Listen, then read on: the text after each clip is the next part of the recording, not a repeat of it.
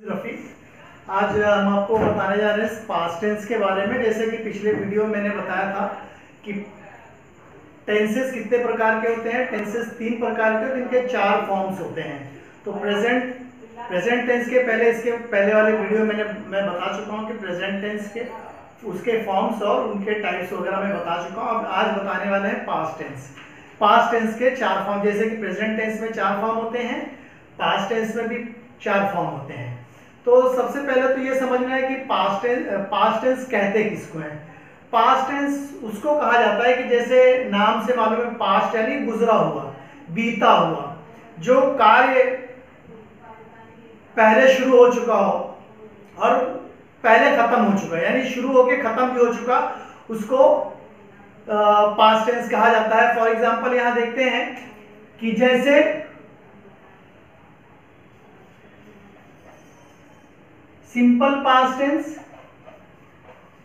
Simple past tense और past indefinite tense. Simple past tense या past indefinite tense. पहले तो ये जानते हैं कि वर्ब, पास्ट टेंस में वर्ब का जो होता है सेकंड फॉर्म यूज होता है। हमेशा आप इसको ध्यान में रखिए, कीप इन योर माइंड कि whenever you are making the sentence you have to use always second form of the verb. Like for example, I am giving the example over here. Suppose by the आप structure के हिसाब से आप इसको समझेंगे तो ज्यादा बेहतर होगा। जैसे सबसे पहले हम लाते हैं, सब्जेक्ट होता है किसी भी सेंटेंस में, सबसे पहले सब्जेक्ट आता है और उसके बाद वर्ब आता है। तो वर्ब में यहाँ पे हम लगाएंगे वर्ब का सेकंड फॉर्म, वर्ब का सेकंड फॉर्म लगाएंगे। उसके बाद में आता है ऑब्जेक्ट, ऑब्जेक्ट आता है। ठीक है, जैसे हम यहां एग्जांपल लेते हैं, I went to school, I went to school. यहां पे ये हो गया सब्जेक्ट, सब्जेक्ट हो गया, ये वर्ब का सेकंड फॉर्म हो गया और ये हो गया हमारा ऑब्जेक्ट। और ये जैसे हमने समझा स्ट्रक्चर के हिसाब से इसका ये पास्ट इंडेफिनिट, इसको कहा जाता है past indefinite tense, past indefinite tense, past indefinite tense इसको बोला जाता है। सबसे पहले लगाते हैं सब्जेक्ट, उसके बाद आता है वर्ब का सेकंड फॉर्म और उसके बाद ऑब्जेक्ट या कॉम्प्लीमेंट्स बोला जाता है। और उसका सेंटेंस इस प्रकार बनेगा कि आई वेंट टू स्कूल, मैं स्कूल गया। तो सपोज आई जो होगा ये सब्जेक्ट हो जाएगा और वेंट जो है वर्ब का सेकंड फॉर्म है और ऑब्जेक्ट जो है, और ये ऑब्जेक्ट है, टू स्कूल ऑब्जेक्ट है। सबसे पहले आपको ये ध्यान में रखना है कि वर्ब के टाइप्स ऑफ वर्ब, इसको आप जो है बाय हार्ट याद कर लीजिए या लर्न कर लीजिए कितने टाइप के वर्ब होते हैं। अगर आपको वर्ब के टाइप्स नहीं मालूम होंगे तो you can not make the sentence properly, और even you are going to translate any sentence suppose, so you can't do that. So suppose you have to keep in your mind verb के form आप याद कर लीजिए। और structure इस प्रकार रहेगा, क्योंकि बच्चे लोग जो है, जो ज्यादातर स्ट्रक्चर यानी उसकी जो बनावट होती है, सेंटेंस की जो बनावट होती है, उसमें ज्यादातर लोग गलतियां करते हैं। ठीक है, ये तो पास्ट इंडेफिनिट हो। एक एग्जांपल और लेते हैं पास्ट इंडेफिनिट का।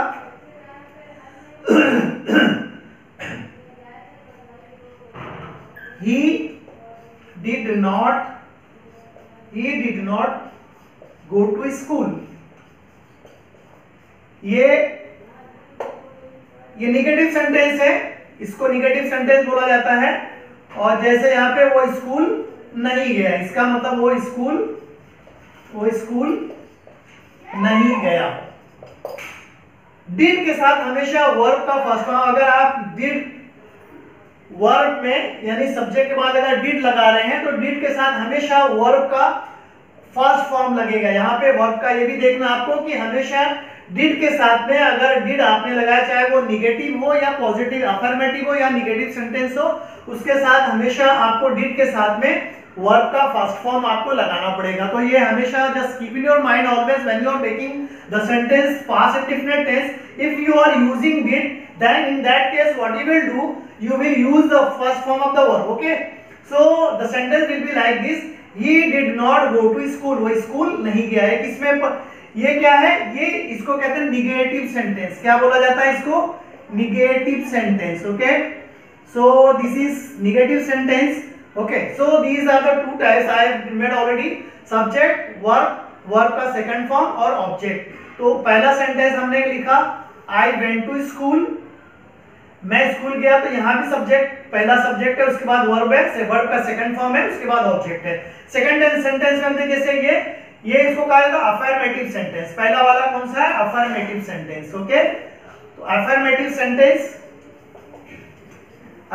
सेंटेंस हो गया, ये वर्ब का सेकंड फॉर्म हो गया। लेकिन यहाँ पे सेम हमने वही चीज लिखा है, he did not go to school, school, यहाँ पे वो स्कूल गया, यहाँ पे स्कूल नहीं गया, he did not go to school। तो did के साथ में यहाँ पे वर्ब का फर्स्ट फॉर्म लगाया, तो उसके साथ में went नहीं लगा। अगर हम बहुत सारे लोग ऐसा करते कि he did not went ऐसा लिखते हैं, तो he did not went, that is a wrong English, so do not use that kind of word।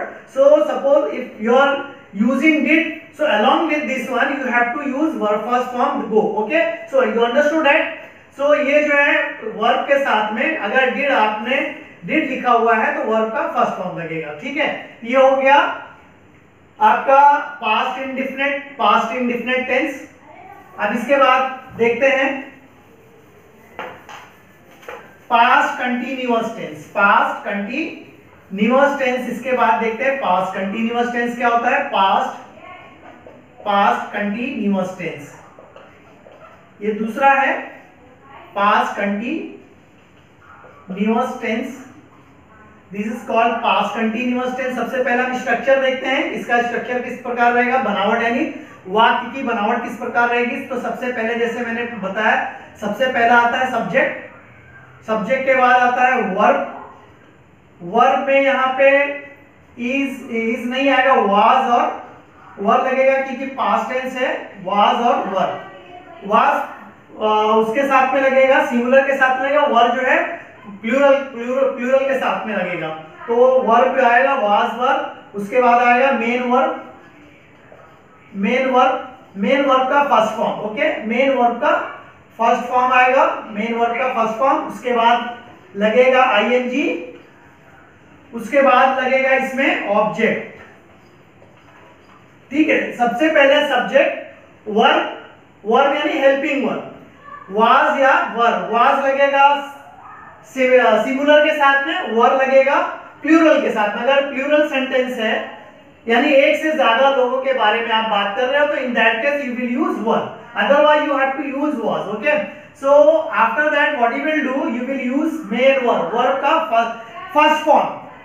इसमें भी पास्ट टेंस में भी जब हम पास्ट कंटीन्यूअस टेंस बनाते हैं तो मेन वर्ब का फर्स्ट फॉर्म वर्ब हम लगाएंगे, उसके साथ में आईएनजी लगाएंगे, आईएनजी जोड़ देंगे। ठीक है, उसके बाद आएगा ऑब्जेक्ट। अब ये तो हो गया स्ट्रक्चर यानी इसकी बनावट, सेंटेंस की बनावट हो गई। अब इसका हम सेंटेंस देखते हैं किस प्रकार बनेगा।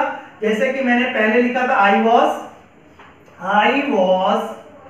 Going to school, same word same sentence, I was going to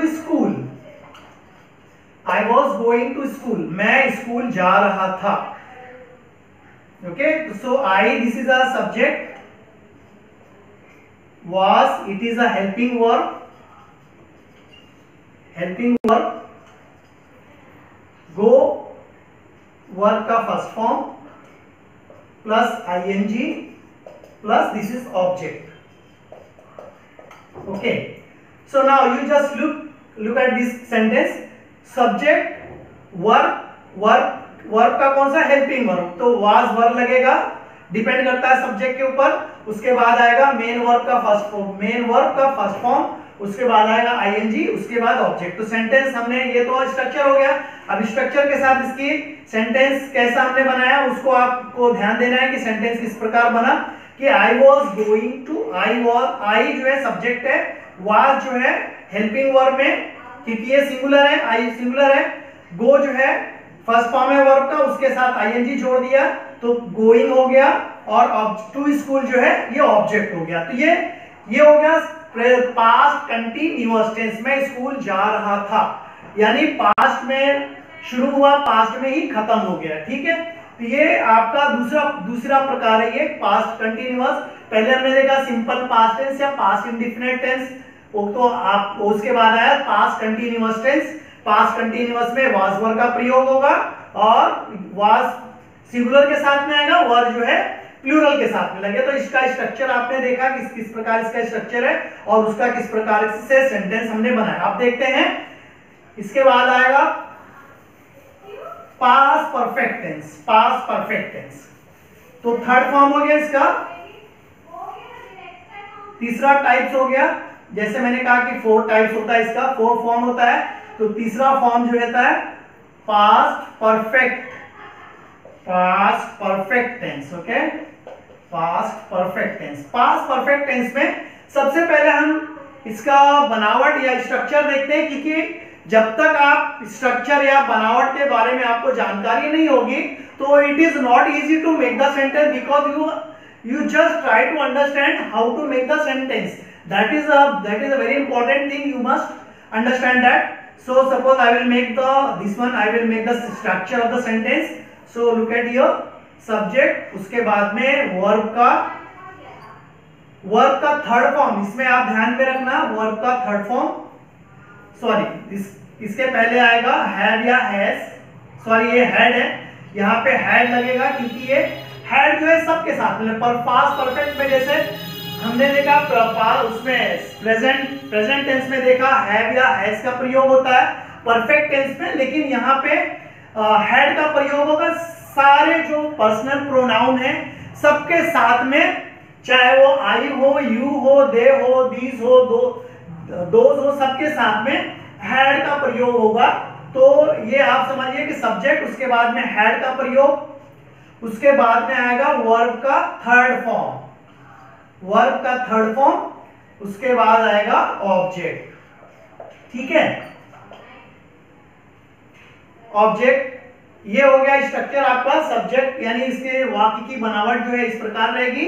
सबसे पहला सब्जेक्ट आएगा, उसके बाद में हेड आएगा, उसके बाद में वर्ब का थर्ड फॉर्म लगेगा, उसके बाद में ऑब्जेक्ट या कॉम्प्लीमेंट जिसको आप कह सकते हो। तो now we will see how to make the sentence. So आई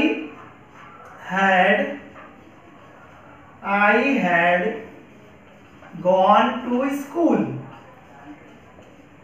तो ये सेंटेंस आपका बन गया। आई जो है ये हो गया सब्जेक्ट, ये हो गया आपका हेल्पिंग वर्ब के तौर पर मैंने लिखा हैड, और उसके बाद में ये वर्ब का थर्ड फॉर्म, गॉन जो है वर्ब का थर्ड फॉर्म हो गया, और टू स्कूल जो हो गया ये ऑब्जेक्ट हो गया। ठीक है, तो इस प्रकार आपका ये स्ट्रक्चर या सेंटेंस की बनावट या वाक्य की बनावट जो है इस प्रकार रहेगी। सब्जेक्ट जैसे मैंने यहाँ पे ऑलरेडी लिखा हुआ, तो आई जो है सब्जेक्ट हो गया, हैड जो है हैड यानी हैड उसमें लगेगा, हेल्पिंग वर्ब के तौर पर आता है, इसका इस्तेमाल होता है। तो ये यहाँ पे हैड परफेक्ट टेंस में, और गॉन जो है वर्ब का थर्ड फॉर्म है, और ऑब्जेक्ट जो है टू स्कूल है। तो ये सब्जेक्ट बन गया I had gone to school, I had gone to school. ये आपका पास्ट परफेक्ट टेंस में इस प्रकार आपके सेंटेंस बनेगा और इस प्रकार आपका स्ट्रक्चर रहेगा। एक सेंटेंस चाहिए तो हम और देख लेते हैं।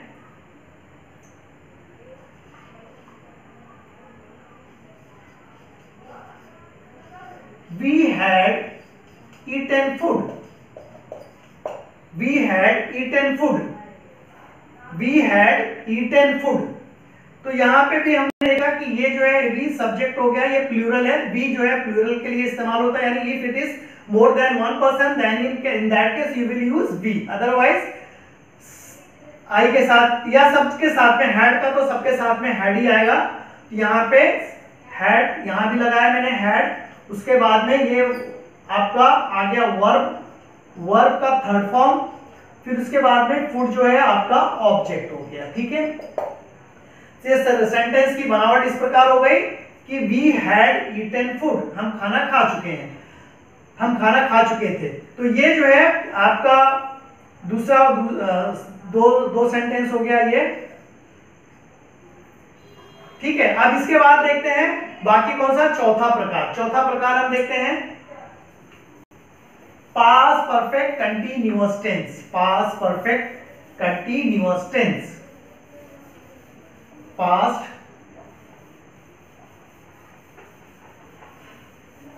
पास्ट चौथा प्रकार past perfect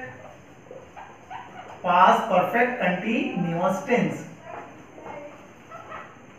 Past perfect continuous tense. Okay, so we will see about the how to make the structure. What that is also important because we must know about that structure, how to make the structure.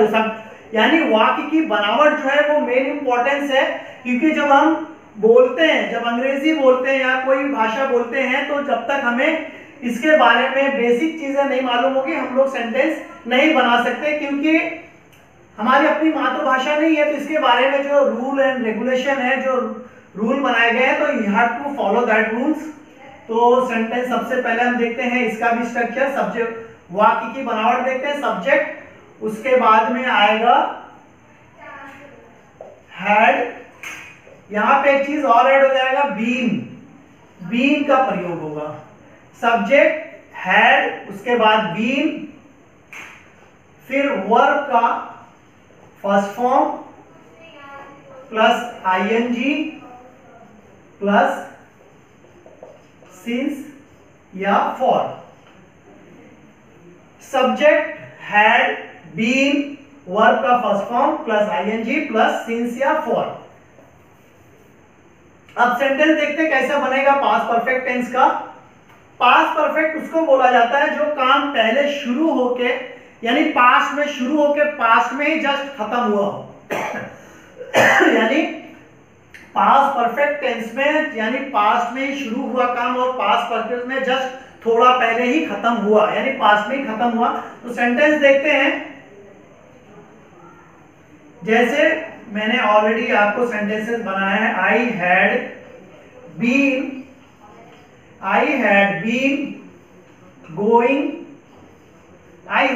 Going to school.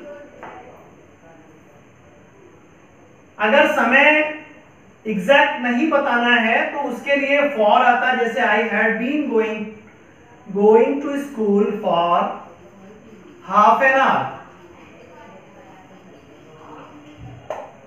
I had been going to school for half an hour. तो इस तरह से sentence बनाइए। हो गया आपका subject had, जैसे मैंने कहा, उसके बाद हैड, उसके बाद आया बीन, उसके बाद आया वर्ब का फर्स्ट फॉर्म गो, उसके बाद आईएनजी, टू स्कूल, फॉर या सिंस या फॉर। तो फॉर हाफ एन आवर, क्योंकि एग्जैक्ट टाइम नहीं है। अगर एग्जैक्ट टाइम अगर आप लिखते हैं तो आप उस सेंस में आप सिंस का प्रयोग कर सकते हैं। तो दूसरा एक और सेंटेंस देखते हैं सिंस वाला। ये हो गया I had been going to school for half an hour. मैं आधे घंटे से घर जा चुका था, या इस तरह से हम बोलेंगे। अब सेंटेंस दूसरा देखते हैं कि सेम सेंटेंस है, I had been going to school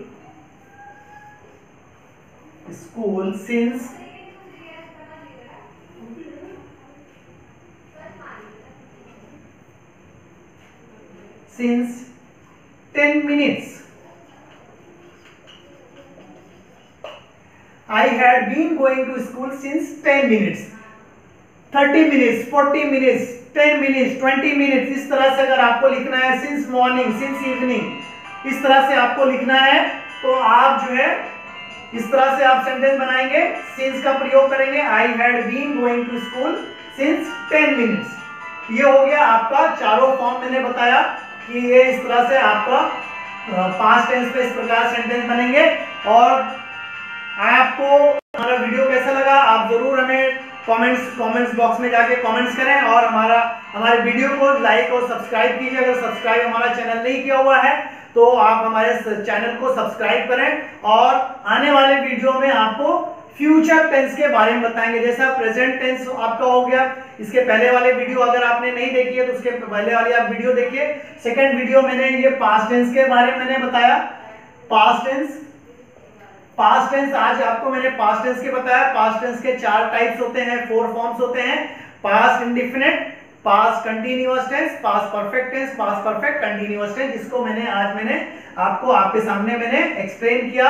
और आपको हमारा वीडियो कैसे लगा आप जरूर कमेंट्स में जाके आप उसको कमेंट करें। और हमारा सब्सक्राइब, अगर चैनल यूट्यूब चैनल अगर आपने सब्सक्राइब नहीं किया है तो हमारा चैनल सब्सक्राइब करें और लाइक करें। Thank you.